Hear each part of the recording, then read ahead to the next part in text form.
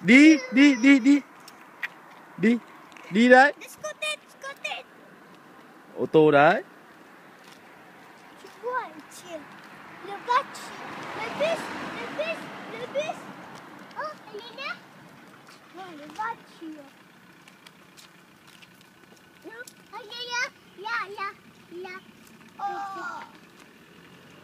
Mẹ ơi, đi như này cũng được đúng không? Được, đi đi.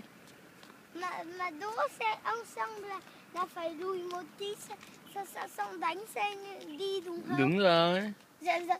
Giống mình làm số 4 đúng không? Ừ. Giống mình vừa lùi. Giơ tay chào đi Chiên. Giơ tay chào đi Chiên. Chào gì? Không phải nhà này đâu. Nhà kia cơ mà. Mình không đến đâu. Nhà này là nhà lên này. Bố biết. Nhà Thư ơi. Tại sao bố không đi ở kia? Đi nữa đi, bố đi đằng sau. Để bố quay camera hai anh em. Đi đi.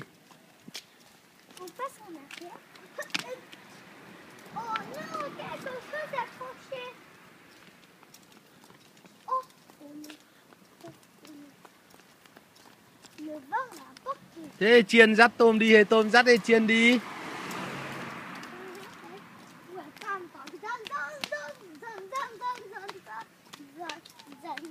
Có thể từ nhà này à?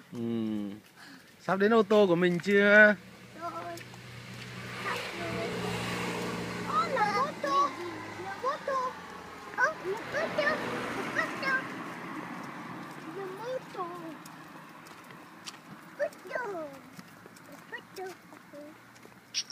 Là ô tô. La voiture blanc. Trên đường là ô tô trắng. Après, c'est que j'ai. Hop là. On est arrivé, Étienne. Hop là.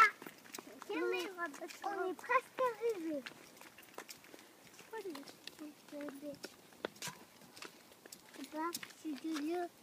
Đây là phải nhìn bên phải bên trái.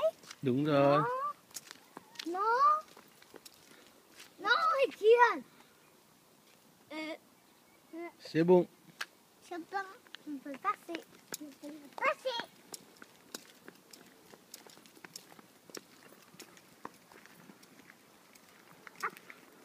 Oh, passer. Papa le voiture. Oh, je vois la voiture.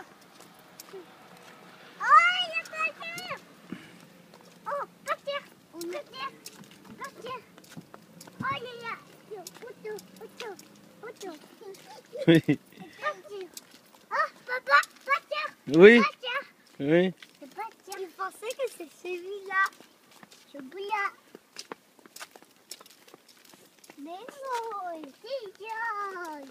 Có chú ở đây.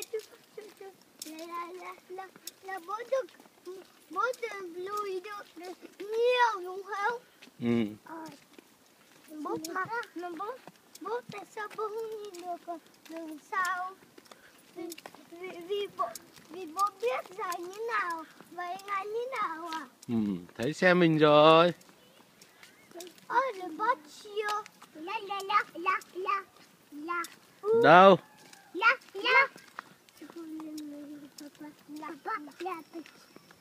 Papa, la voiture. La voiture. Non, elle est là.